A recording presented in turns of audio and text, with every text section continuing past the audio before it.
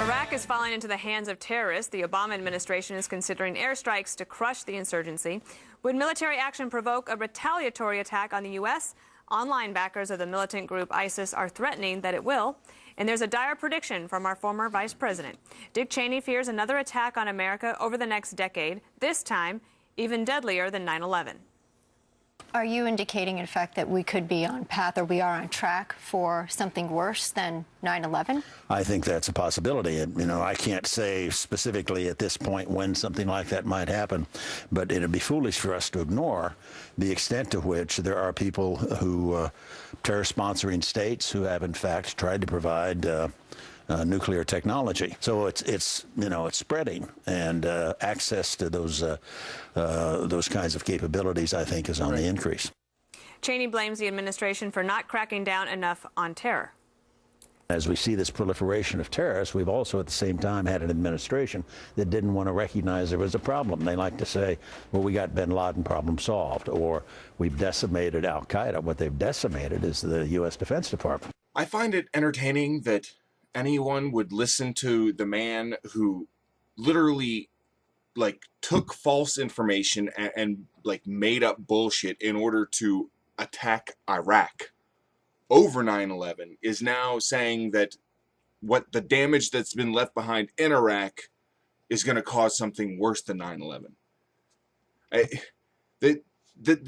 And then he has the nerve to say, oh, this administration, when he's talking about Obama, hasn't done anything. Oh, they've done more drone strikes than you guys did. They kept Guantanamo fucking Bay open.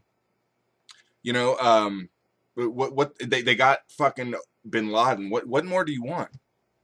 What more do you motherfuckers want out of an administration that you say doesn't do anything? They're doing a better job than you guys did.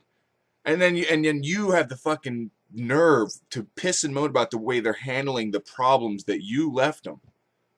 Absolutely fucking bullshit. Fuck you, Dick Cheney. Eric, from the strategy standpoint for the administration, the military, the strikes against the ISIS, perhaps too little, too late. Do you think that Dick Cheney is right to be warning people that we do not have a strategy to protect America?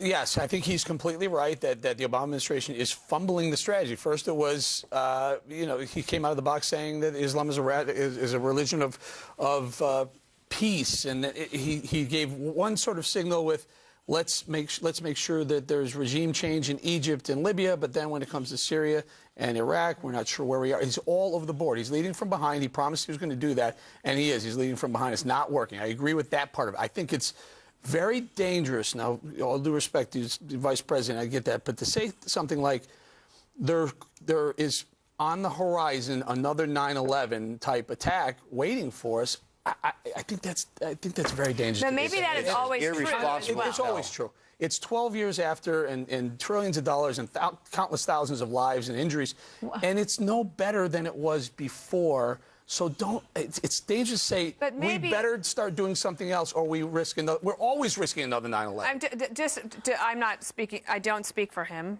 anymore, or for the administration. I'm just thinking that maybe one of the things he is saying is that one of the points of the war on terror was to deny terrorists a safe place to plot and plan. Correct. And that ISIS, as they continue to grow and come in from Syria into Iraq, that is going to be a place where they're going to be able to do that. Kimberly, do you think that maybe is what he meant?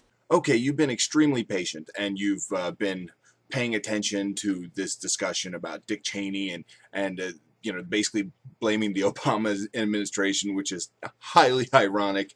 But this is where it gets fun.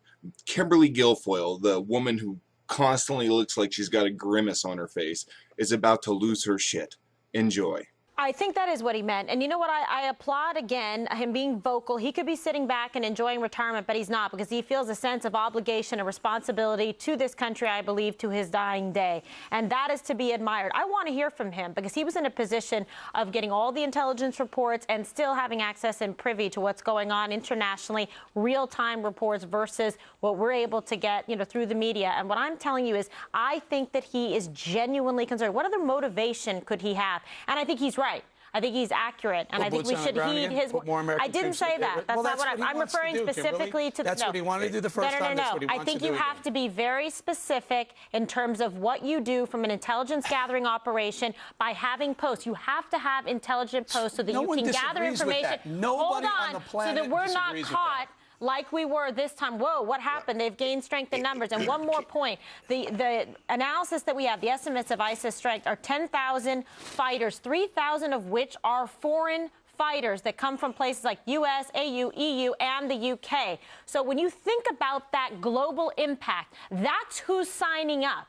It's also people from this country. They've been signing up like that. Listen to me. And being trained, and then they're going to come back over here. You know what, Bob? What? Equip yourself with the facts and the information of the experts that are out there telling you that this is happening. This show has made for some reason, wants to put this guy on the air. This guy is not only bad with intelligence, he lied about intelligence, and we're making him into something he's not. I'd rather listen to Howdy Doody. You try and pin everything on Iraq on Dick Cheney, and you are mistaken.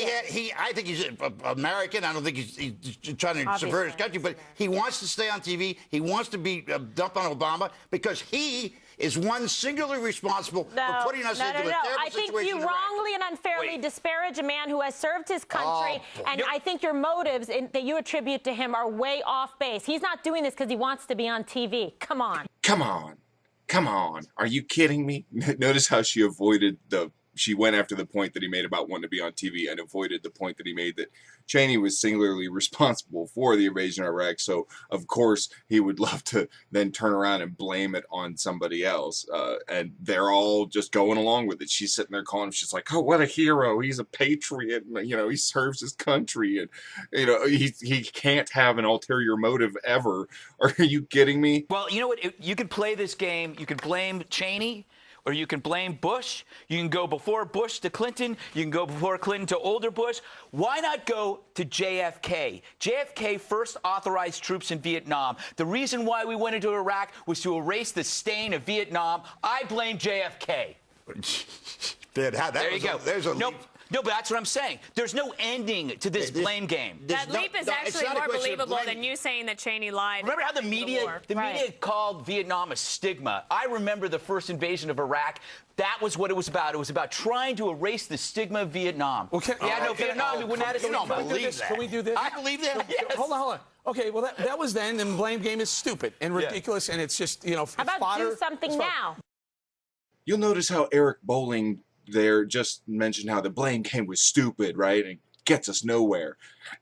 What was it he said earlier, like at the beginning of this video? Yes, I think he's completely right that the Obama administration is fumbling the strategy. So the irony here is just like what Bob Becca was pointing out, that Dick Cheney is playing the blame game on Obama when he is actually the most to blame. And sure, the blame game is stupid when you just want to blame everyone for the problems instead of fixing them. Sure, right. It's a great argument, except for when it's the guy who fucking should be taking the most blame going out there and giving his opinion about what should be done, about the problem which he fucking started. That's the issue. That's the irony that you guys seem to be fucking missing. So you're saying we have to go. What, so want to give Cheney some more time? Why don't you do that? Until next time, Coctopus out. Equip yourself with the facts and the information. Come on.